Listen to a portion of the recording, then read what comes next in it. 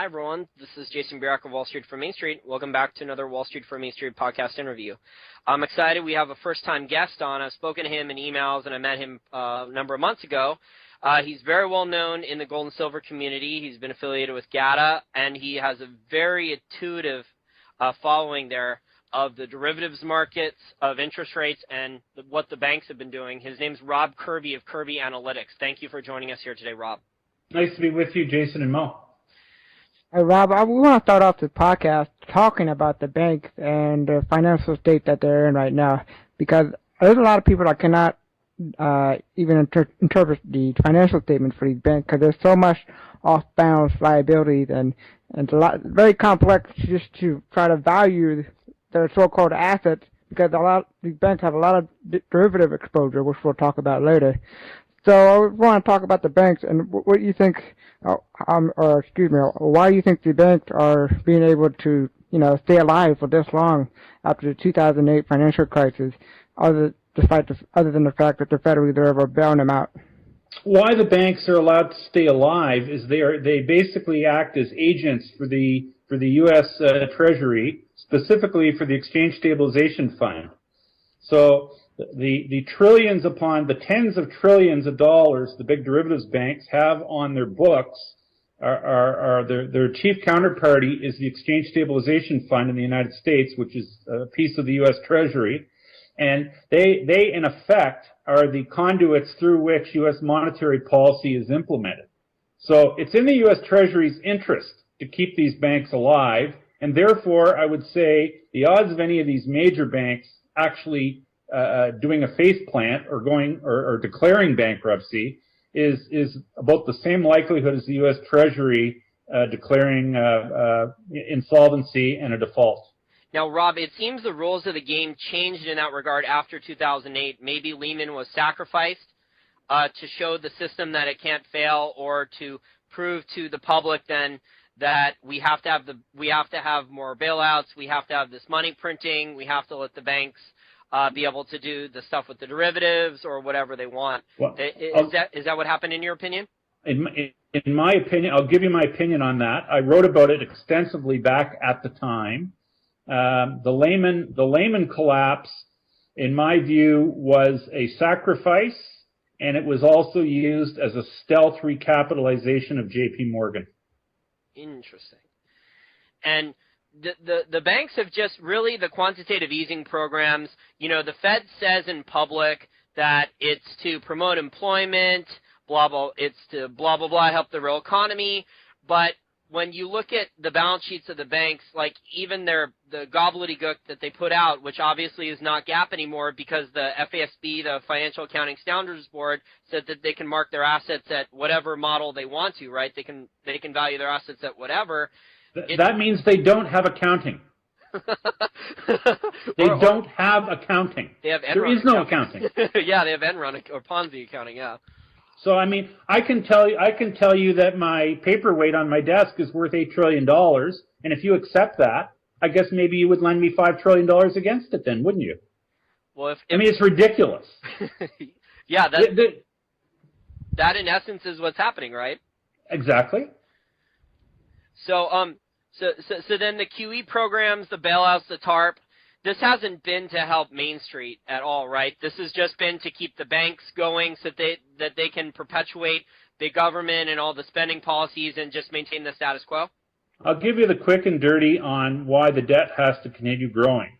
Debt is money in our fractional reserve banking system, and in the life of any fiat money system, which our current U.S. dollar hegemony system is, in any fiat monetary system, you reach an inflection point in the life cycle of the currency where there's an inflection where the currency or the amount of currency in circulation has to go vertical.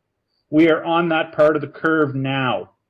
A person who's done a great piece of work that explains this very carefully or very, very precisely is Chris Martenson, and it's on his site, and it's called The Crash Course. I recommend anybody to go to Chris Martenson's website and look up The Crash Course on his site, and it explains how fiat money in its life cycle reaches an inflection point, and it doesn't matter what the interest rate in any system is, it reaches an inflection point where the amount of money in circulation has to go vertical. That's where America is now. That's why we're continuing to see, even though the Fed claims they're tapering, but they're not.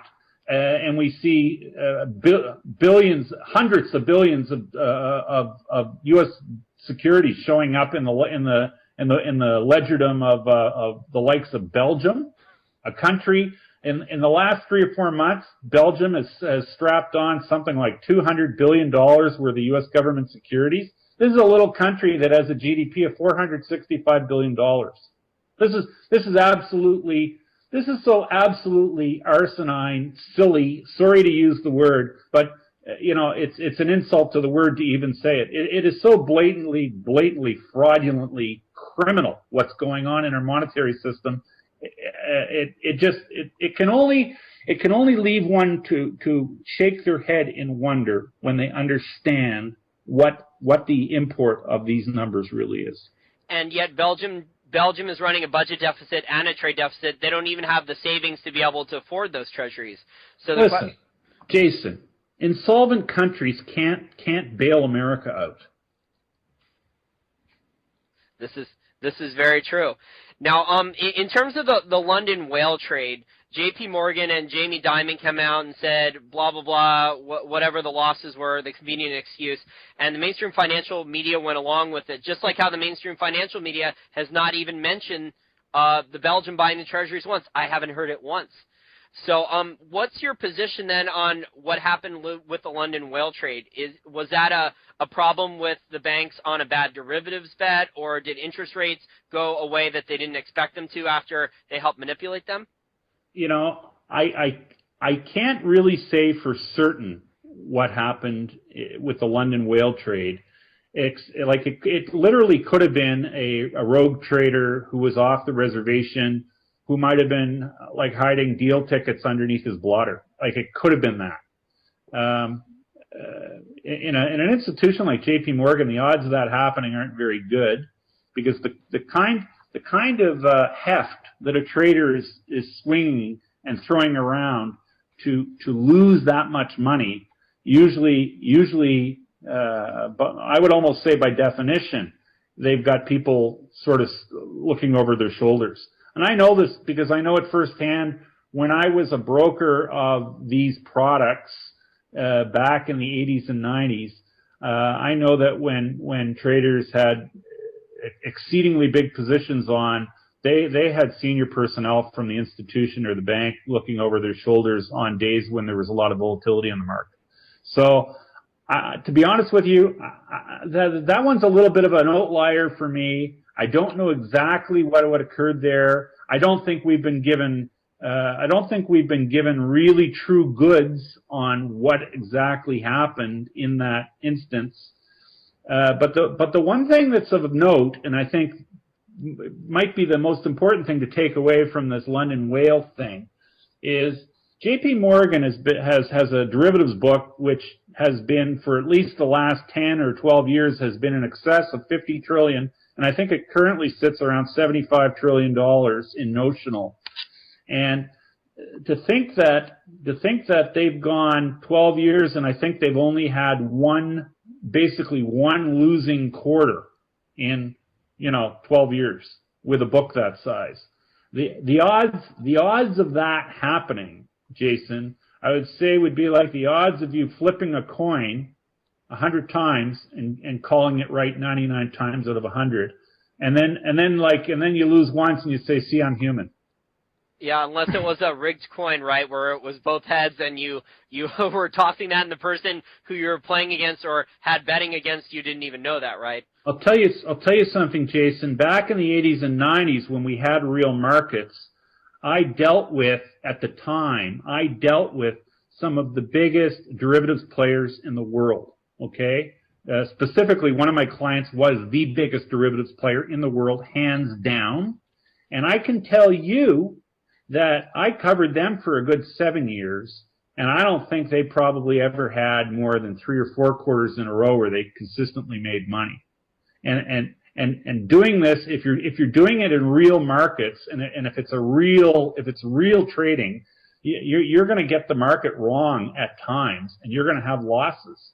But J.P. Morgan did it for 12 years, and they never had a loss. That alone, right there in a nutshell, tells you that it's a rigged game. Yeah, they probably did a lot of insider trading as well. Well, the insider trading, in as much as their prime client is the U.S. Treasury. And they're front running everyone with high frequency trading programs too, right? Yeah.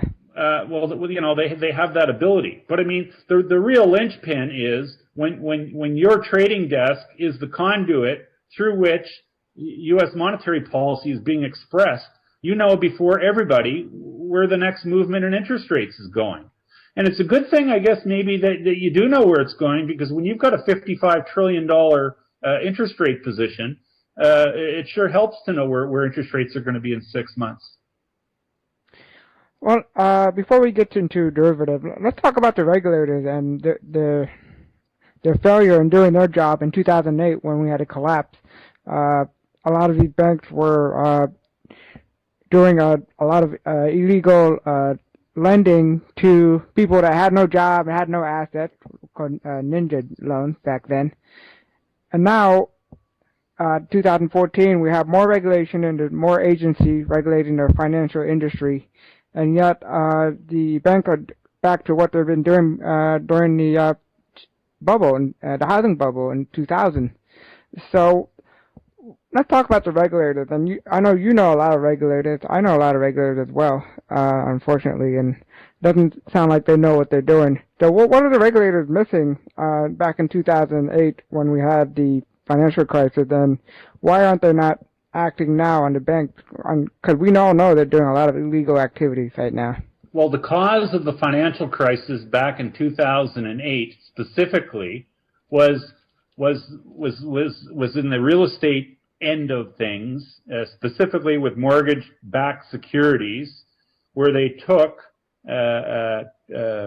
subprime loans and they packaged them. They basically took lousy loans and they packaged them into a mortgage-backed security, which they somehow got regulators to or ratings agencies to rate as AAA. You see, and that's what caused the financial crisis.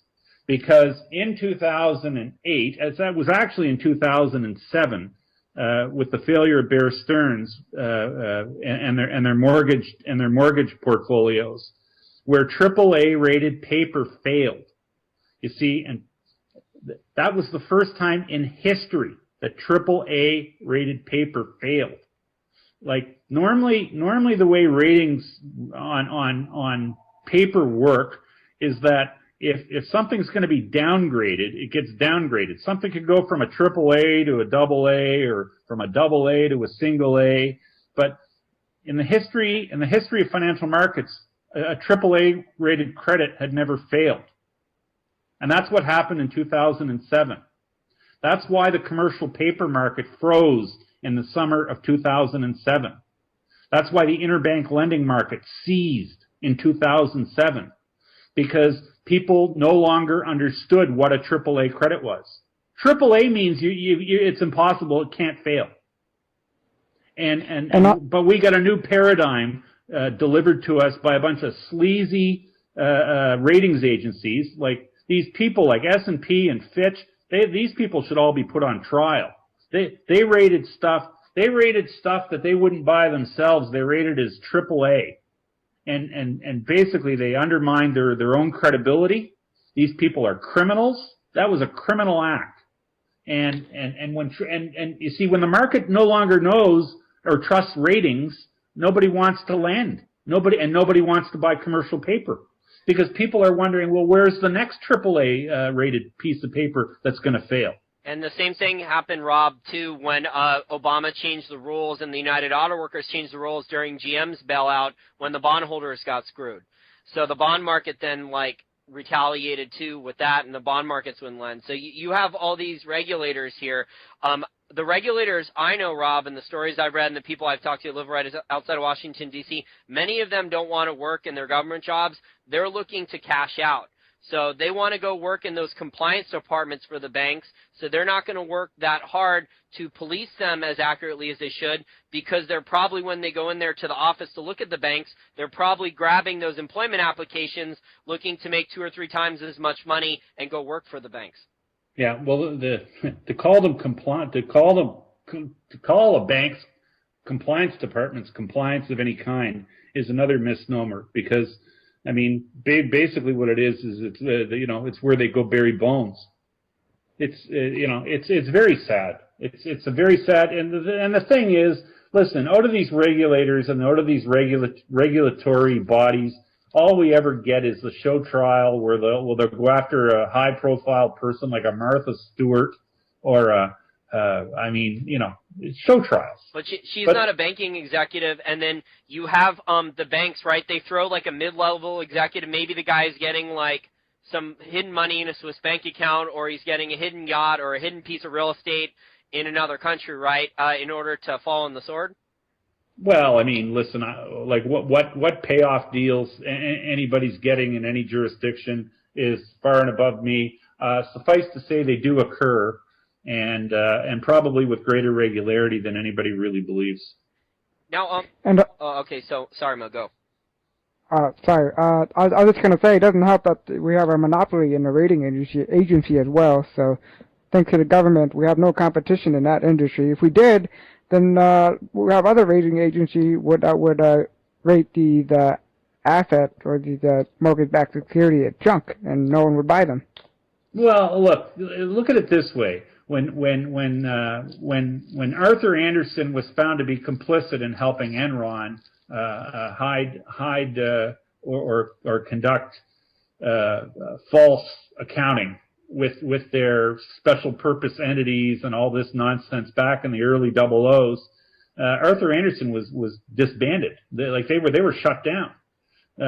And as far as I'm concerned, what should have happened in 2007. S&P, Moody's, Fitch, they should have all been shut down. They should have all been charged criminally, because they had a fiduciary duty to rate things accurately on their standing and on their merits, and they failed to do that.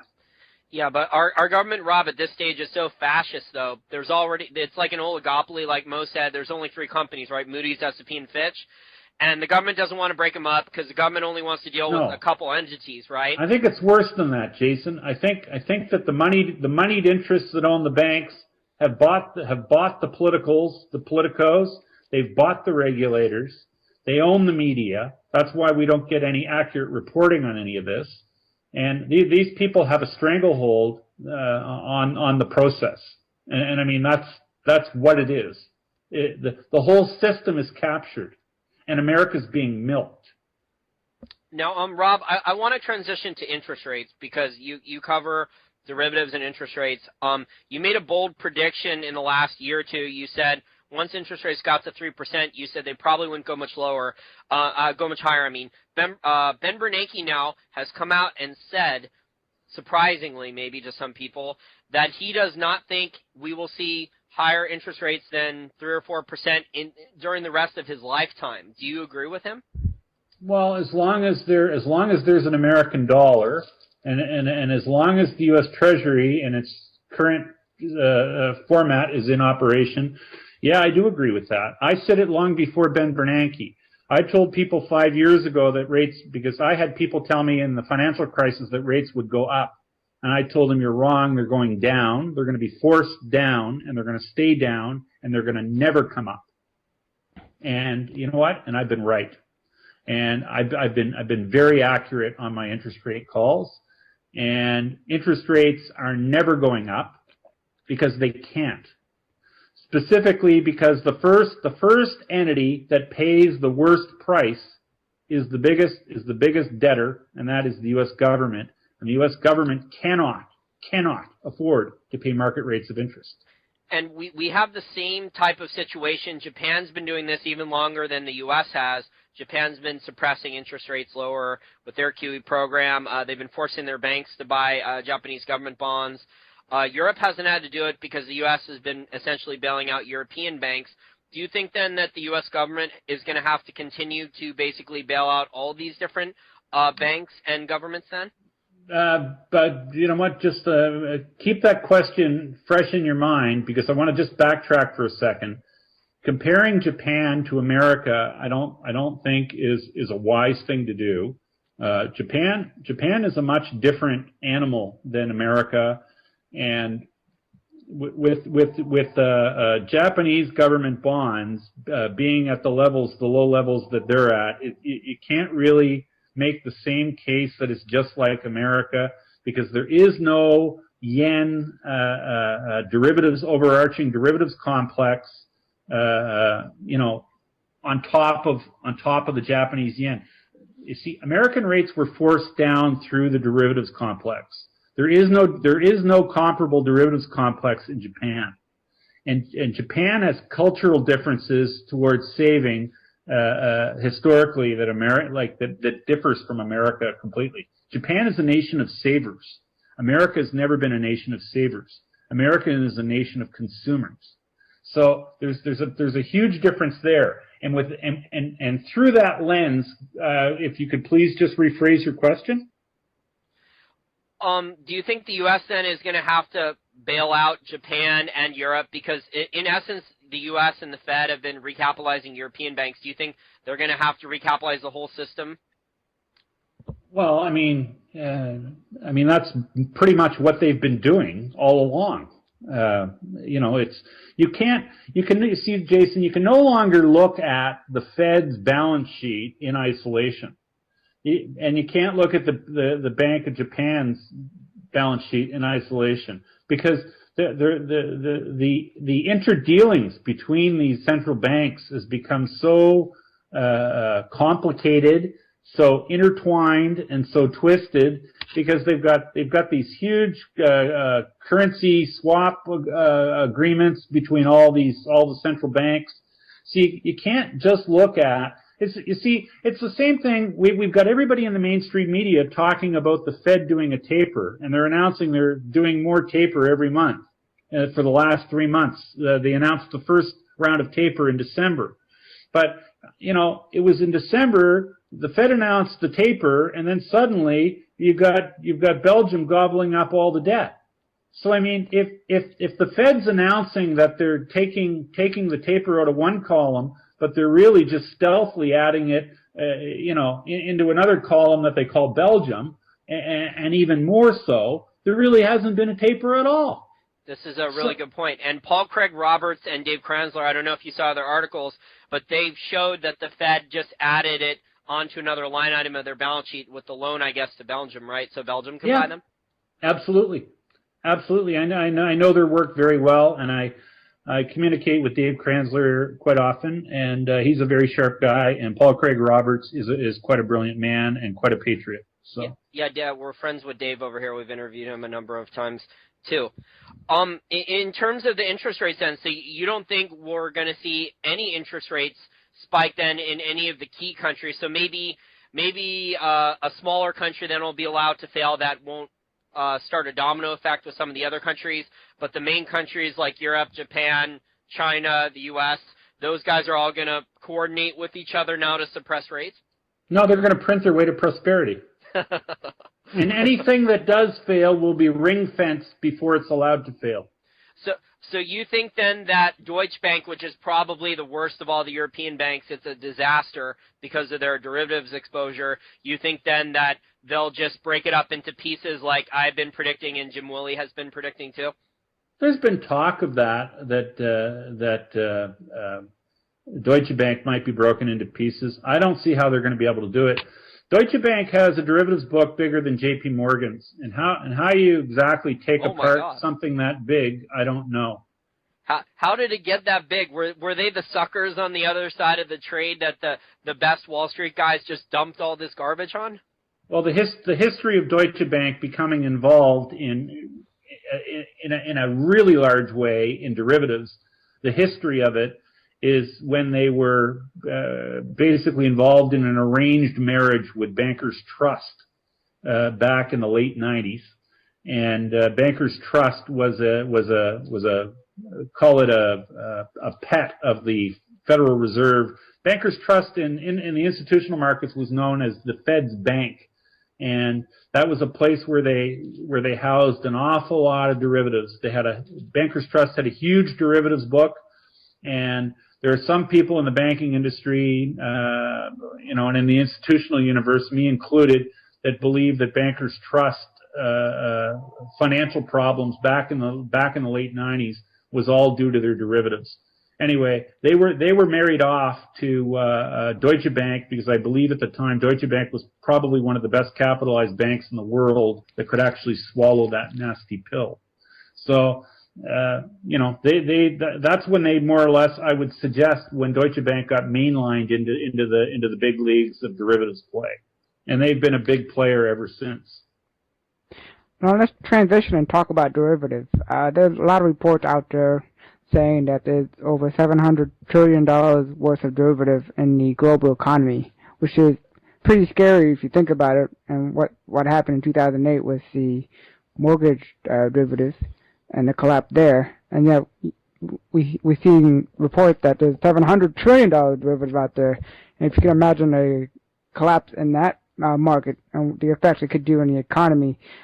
And so let's talk about that derivative. Before the podcast, we were talking about interest rate swap. If you don't mind, could you explain to our listeners what those are? Sure. Okay. The people talk about derivatives. There's a lot of misinformation on the airwaves and in print about derivatives. The derivatives, the places that actually keep track of derivatives, there's two benchmark places where you can go to look at the scope of the derivatives. And in an American sense, you go to the Office of the Comptroller of the Currency, and they publish a quarterly derivatives report, which gives the activity of American banking institutions and their derivatives activity. And then apart from that, there's also a body called the Bank for International Settlements, or the BIS, which is based in Basel, Switzerland, and they produce twice a year a semi-annual derivatives report where they give the scope of global derivatives, but they don't break them down institution by institution. And in the derivative space, so when people talk about there being $700 trillion worth of outstanding derivatives, 80% to 81% of all outstanding derivatives are interest rate derivatives, specifically to do with interest rates. And then the lion's share of interest rate derivatives are composed of a product called OTC swaps. OTC swaps are further broken down into two principal categories, which is an FRA, or a forward or future rate agreement, and IRS, which is an interest rate swap. And without getting into a whole lot of minutia about these products, let's just say that these OTC swaps are off-balance sheet credit instruments, and they synthetically mimic borrowing and lending, but principal does not exchange hands. Such as when you borrow $100 from the bank, they give you $100.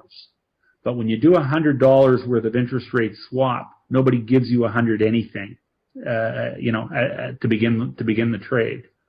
So that's sort of a broad, sort of an umbrella of the interest rate derivatives. And the interest rate swaps, Rob, are also where there's obviously a lot of counterparty risk, where one party is taking a variable rate risk that rates could go higher, and the other one wants the safety of a fixed interest rate, right? And that's how J.P. Morgan was able to screw over all these municipalities, right? Because they tricked them into thinking that interest rates would go higher, and interest rates went lower. Well, an interest rate swap, Jason, has a few moving parts. An interest rate swap is also a credit spread, because interest rate swaps in the institutional universe, they trade as a spread over U.S. government treasuries, And then what they are in actuality, an interest rate swap is an exchange of a fixed rate for a floating rate.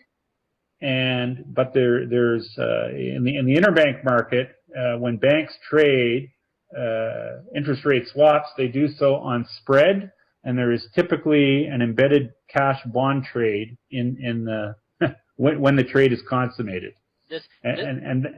And that would be true on an interest rate swap of duration of 3 to 10 years.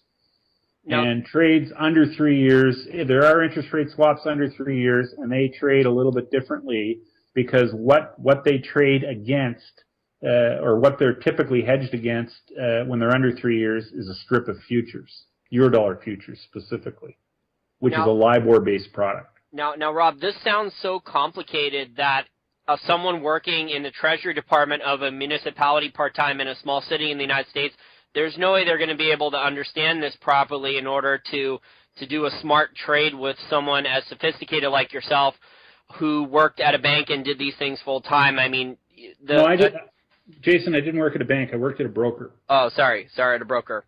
Or... Yeah. Well, anyone then who worked with these things, whether at a bank or a broker, you guys are going to always be on the winning side of the trade, because the analogy is, at the poker table, if you don't know who the sucker is and you look around, it's probably you. Well, it's, there's merit to what you just said, but think about it a little differently. I'll tell you something, Jason. I'm 54. I used to own a lot of houses when I was in my 20s. And I remember financing houses at, like 5-year mortgage rates at 10, 11, and 12%. And so like when I can remember double-digit interest rates. I was alive in 1980 when you could get 21% on a 3-month T-bill. And so I remember high rates. And people, for the most part, who'd be working in a municipality or in the treasury at a municipality, they're probably all old enough to remember higher rates too. So when Mr. J.P. Morgan banker comes along to them and says, "Look, I can sell you some interest rate insurance here, at cap your borrowing costs at 4% for the next 6 years," and how does that sound? That sounds like a great deal. Well, to somebody who's lived through 21% interest rates and high teens in the interest rates and has paid those kind of rates of interest themselves, that sounds like a pretty attractive proposition. But you see, what would be nice would be if J.P. Morgan would acknowledge to their customers that the bulk of their derivatives book, the other side of it is the U.S. Treasury.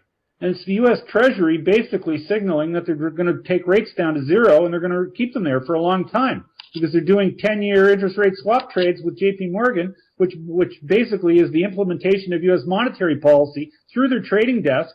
And so J.P. Morgan knows that the rates are going to zero. So they know they're going to fleece their clients because they know rates aren't going up. I mean, it's pretty simple business to sell something to somebody who when they're never going to collect on it. It's a sucker bet.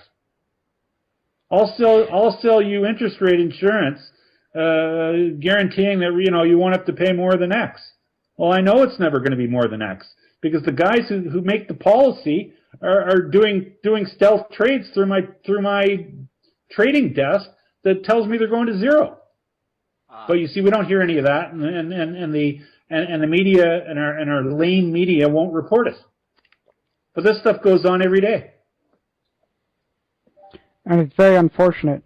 Now, Rob, before we let you go, we talked about derivative and the Federal Reserve and the endless money printing that's been going on since the 2008 crisis, and especially QE, which looked like it may never end.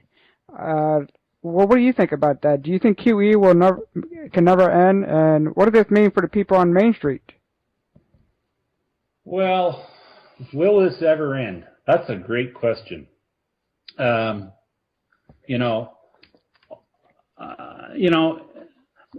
way I want to answer this is to say, when you're watching a great David Copperfield show and you say it's never going to end, the show ends. People aren't going to want to be fooled forever. People have been fooled, and people have been played for fools. And there are people in the world who are sick of being played for fools, which is why we're seeing a lot of, like there is a regulator in Germany, it's called BaFin. It's an adjunct of the German finance ministry. They're fiercely independent. And these guys wave a pretty big stick. And these are the guys that have had the heat on Deutsche Bank. And these are the guys, I would suggest to you, it's the BaFin investigation of Deutsche Bank, which is why Deutsche Bank has excused itself from the silver fix. And these people are putting the heat on Deutsche Bank in a big way.